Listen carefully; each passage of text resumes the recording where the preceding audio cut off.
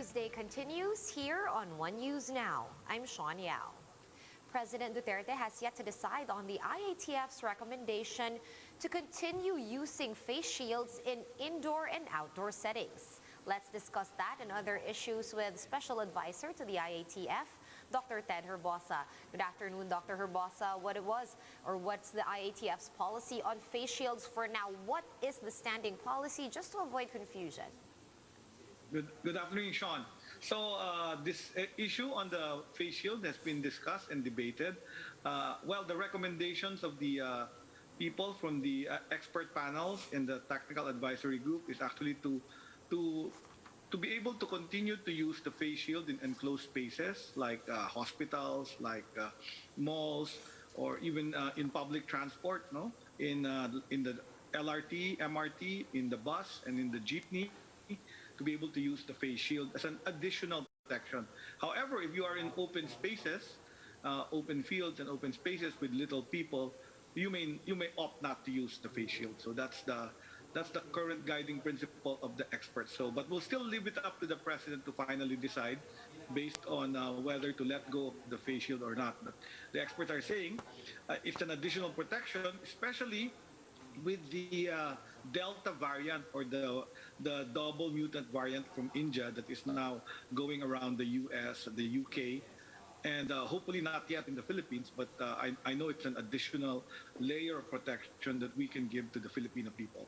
Right, and exactly, just to dovetail off of that, 13 cases of the more infectious Delta COVID variant have been detected here in the Philippines. Now, we know, Doc, that there is some sort of delay because genome sequencing is not, an instantaneous process. Having said that, is there reason to believe that there could be community transmission coming up? And is this also one more reason why the IATF is recommending to maintain or to still retain the use of face shields indoors? Well, as of now, Sean, as you said, only 13 cases of the Delta variant have been identified among returning Filipinos. That means these were Filipinos who have actually traveled, who had come from abroad, arrived in the Philippines, had the swab and was positive, was quarantined, and then they were tested negative before they were released because they had symptoms. So there were 13 of them. I think majority of them, 10 of them were seamen working in the ships. So they were what we call all imported cases. As of today, there is no proof of community transmission of the Delta variant. So that's our stand. We've not found it among the samples that have been tested by the Philippine Genome Center. So as of now, all our cases, the 13 cases, are actually imported. Unfortunately, one of them passed away from severe COVID. So that's how dangerous it is. Even the UK has delayed their opening up of their economy because of the 90% of their swabs or samples were actually of this variant. All right, and having said all of that, should we revisit our COVID-19 protocols and all other protocols with travel in the light of the detection of this variant here in the Philippines, or are we okay with the standing protocols? Well, I agree with you. There is some level of pandemic fatigue.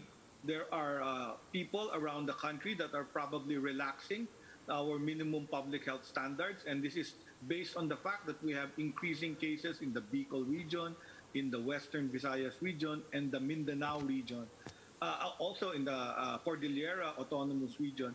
So these are the proof that we need to continue to be vigilant, behave correctly, behave wisely, and then get our vaccines. Right now, there are already 14 million doses that have arrived in the Philippines, and many of our colleagues have already received their vaccinations.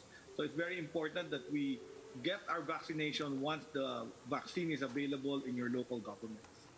All right, at this point, Doc, allow me to circle back about what you were saying about the testing protocol for arriving passengers, since this is the way that we are catching these new variants. Of course, I'm talking about Cebu. They do testing immediately upon arrival instead of on the 7th day. Has there been any resolution that was met between the national government and the local government of Cebu regarding this? Well, I think Cebu already agreed that they will follow the national protocol, which is testing on the 7th day. Remember, we used to test on the first day on arrival. That was our old protocol. And eventually, we discovered some of these patients were able to go through the screen. And we had an outbreak in February in Pasay. These were really the returning Filipinos who had been tested negative, but by the time they arrived in their homes and communities, they were already exhibiting symptoms.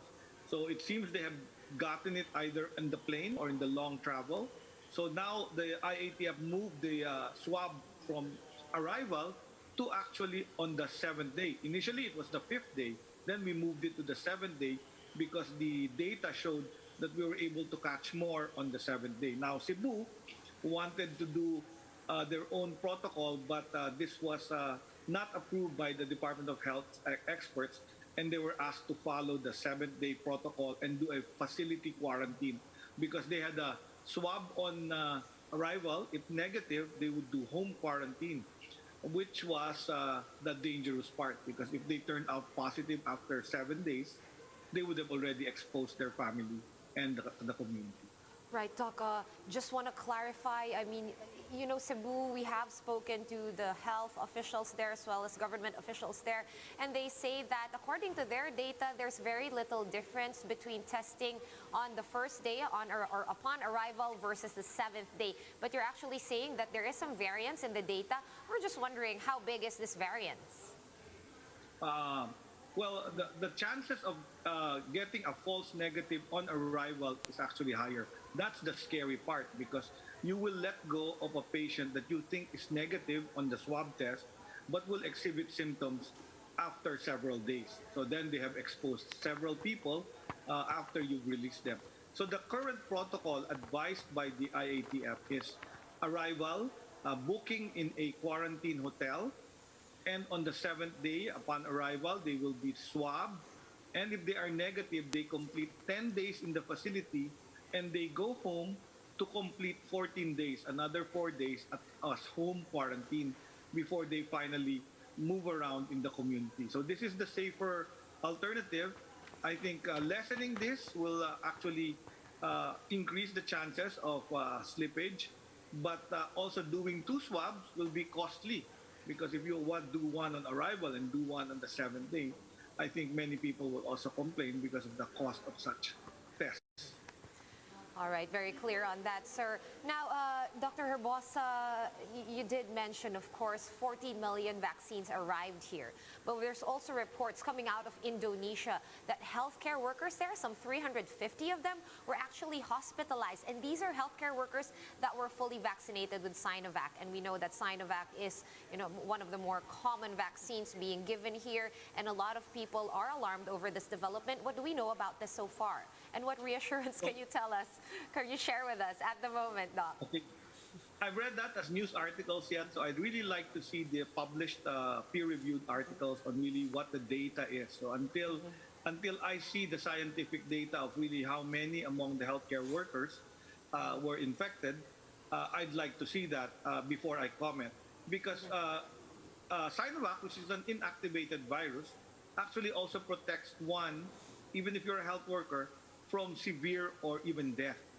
But it's very poor in making you protected from mild illness. So I'd like to find out if many of those health workers they said were infected only suffered a mild condition.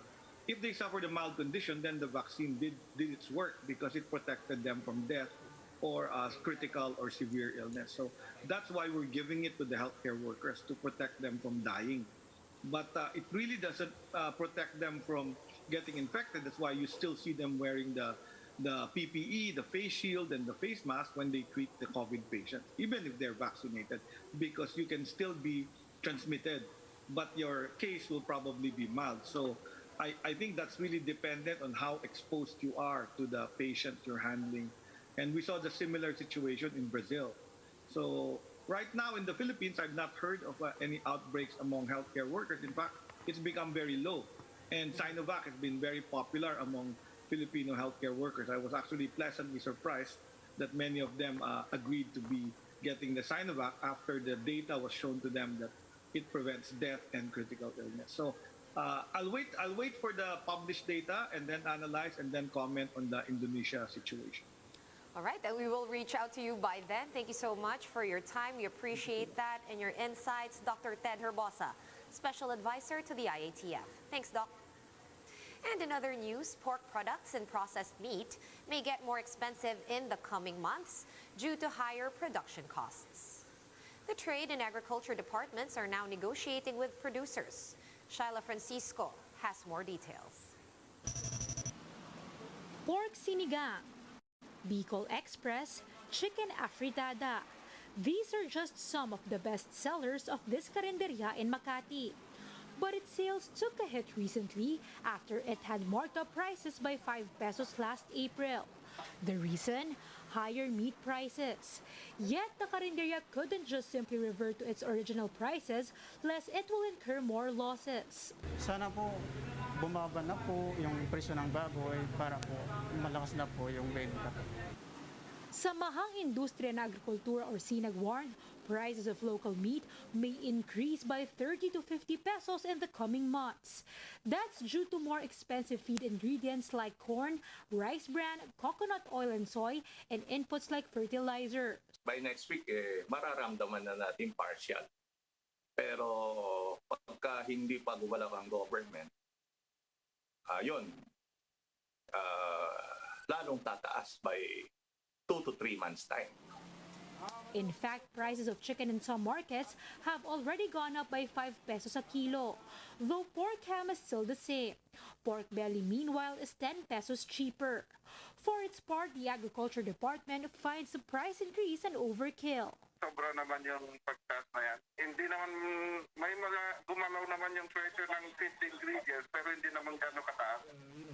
The Philippine Association of Meat Processors, or PAMPI, is also sounding the alarm on more price increases of processed meat products. Due to the existing poultry ban, 60% of mechanically deboned meat supply had to be cut. This resulted in increased prices of hot dogs by 2 to 3 pesos per pack, while prices of longanisa, siomai, sausage, and luncheon meat had went up by 10 to 50 pesos since May. Processors and importers, nagsisiksikan kami, nag-uunahan kami doon sa natitirang 40% of supply. Processors have not yet covered yung talagang kinakailangang laki ng pagtaas o yung rate ng increase. PAMPI is worried that the Trade Department won't approve its price hike requests for some canned goods. Kung pwede kung magtataas sila to the absolute minimum, di ba? Especially now, given the pandemic and given everybody's situation na ngayon pa lang rin nakakabalik sa trabaho. When push comes to shove, PAMPI warned consumers that some processed products might be out of the shelves. Shyla Francisco, we are One News. For more updates, visit News 5, the Philippine Star, and Business World online.